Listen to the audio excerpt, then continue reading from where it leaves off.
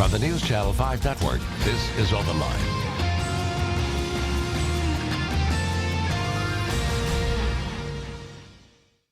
Hello, everyone. Welcome to OpenLine. I am Ben Hall. It's a cold, snowy night, so we want to talk tonight about movies. Of course, this is one of my favorite topics, something we do every once in a while. Talk about movies. The Academy Awards are coming up, so we can talk a little bit about those, but also just what are the movies that kind of stood out this past year in all of 2015? What movies stood out? And if it is a cold, snowy night, what movie maybe should you go rent or watch and just kind of re-experience or experience for the first time? Happy to have with us the film critic for the Nashville Scene, Jason Sean. Thank you for being here. Certainly. Always a pleasure. Always good to have you here.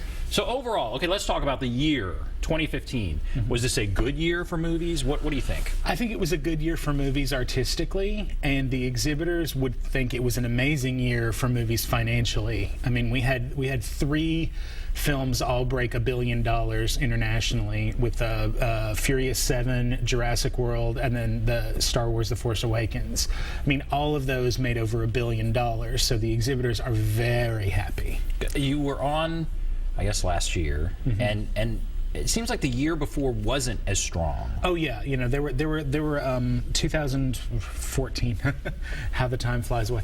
2014, like there were some very big concerns just because what they had relied on as the proven moneymakers were not proven anymore. They were definitely things were making their own financial course rather than, you know, hewing to the tradition of, you know, like in the summer you have the big effects driven blockbusters, and in the winter you have the like smart films for adults, and it just sort of like 2014 just changed all of that up. And then 2015 was just sort of like, oh wait, no, we have films and they're making huge amounts of dollars, so everything's okay. And if you could, what is 2015 going to be best known for? Is it more of these blockbusters, or, you know, the Star Wars, of course, but when it comes to these, you know, award-winning type movies, what is kind of going to be most remembered about that year, last year? I think it's the money is going to be the short-term thing that everybody remembers, that it was just hugely successful in terms of global box office. But I really feel that like the lesson of 2015 that we're going to see over the next few years is that when Hollywood decided to get serious about diversity, about looking at, you know, what was happening. Because I mean, we had a case with Jurassic World where the director, Colin Trevorrow, who had done one small independent film that was kind of terrible, all of a sudden he's handed the reins to, like, you know, $100+ million movie, and it paid off beautifully. But the flip side of that is Josh Trank, who did the new Fantastic Four movie, which was like a critical and commercial flop, even though the first hour of it is pretty great. It falls apart when you can tell that studio heads stepped in and started changing things around, as always. But I mean, it's in both instances, it's like, you know, let's just pull these like pleasant white kids who've made something that did well on its own terms, and, you know, hand them the keys to these things. And I think both because of the discussion that came up after that and the discussion that started happening after the Oscar nominations came out, I think they're really starting to look at, you know, there are ways to spread things around. There's a lot of really talented people who aren't, you know, white men, who can do interesting things, who can tell interesting stories. You know, I mean, it's like you take the effects movie. Like, if you think about like all the different ways that people tell stories, like you want to find out how other people would respond to dinosaurs on the loose. You know, I mean, it's like have someone who grew up in another country do that, you know, just like, you know, take your perspectives, take the things that you've learned and apply them to these things that, like, you know, we've done them over and over again. So there's new ways to tell these stories, and I'm hoping that it's not just sort of a passing thing, that it really is a case of them sort of taking stock of what can be done. There's no doubt there's a lot of discussion now about diversity, and we can talk more about that as we talk about the nominations. But as far as just the quality of movies, so it was a blockbuster year money-wise. And for those of us who love movies, that's great. I feel like the quality this year was higher than we've seen. When we talked a year ago, it was a down year money-wise, and I didn't feel like the quality was. This year, there's some really great movies. There's always some great ones if you know where to look. But the problem is that it's just that's one thing that's very clear this year is that there's sort of a stratification happening. There's like the theatrical experience movies, which are the ones that export all over the world. A lot of effects, like they can be narratively complex. They can do interesting things, but that's always a secondary concern. It's all about fulfilling these objectives that'll let it play anywhere. The smaller scale films, you can do a lot more, both because they're not going to get shipped all over the world. So for the instance of, you can't really send anything with any sort of like gay or lesbian content to China. And China is the second largest film economy in the world, soon to be the first. It's in the next year and a half, they're going to surpass the U.S. in terms of like driving the being in the driver's seat of the global film exhibition. So, and that affects how things are. Mm-hmm.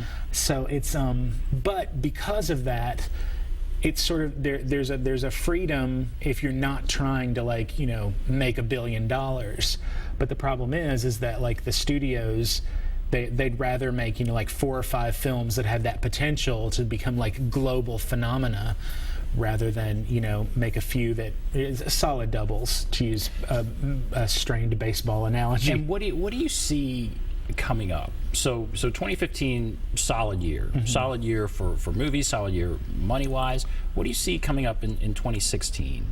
As we go to the post Oscar season, then the summer season and that kind of thing. Are there some good things in the pipeline? What do you think? Yeah, there's some great stuff coming up this year. There's always at least 2 or 3 really interesting things, but this year you sort of get the feeling that the desperation from 2014 is yielding the dividends in 2016 because the surefire formula wasn't working in 2014, so you had a lot of studio heads trying to justify their jobs by saying like, okay, well, if we take 5% of the catering budget on this $100 million movie and make this quiet little drama over here, nobody's going to notice that. It's like embezzling, except instead of taking it for yourself, you're sort of trying to like diversify your company without it knowing it. Right. And we're seeing the yield from that. We're seeing all these like interesting and weird smaller things that might have like 1 star, or so you can tell that the studios were just saying like, let's not put all our eggs in this basket and see what we can do.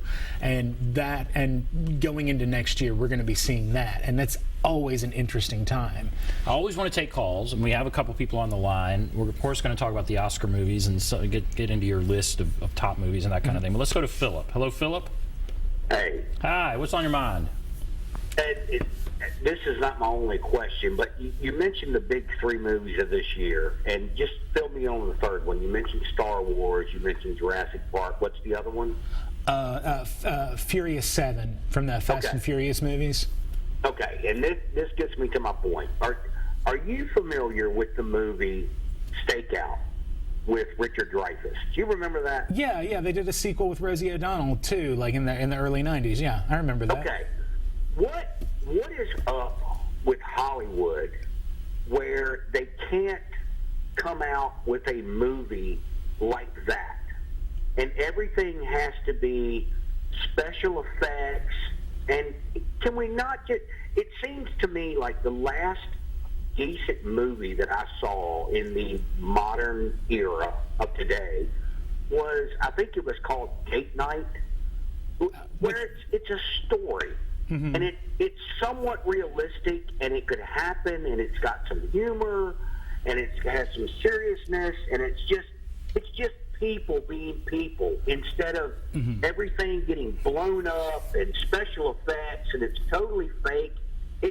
The music industry, or excuse me, the movie industry reminds me of today's country music, Have the stories all been told, and the days are just gone, so that we can't have Merle Haggards and Willie Nelsons anymore? We just got to have a bunch of blah blah blah blah blah.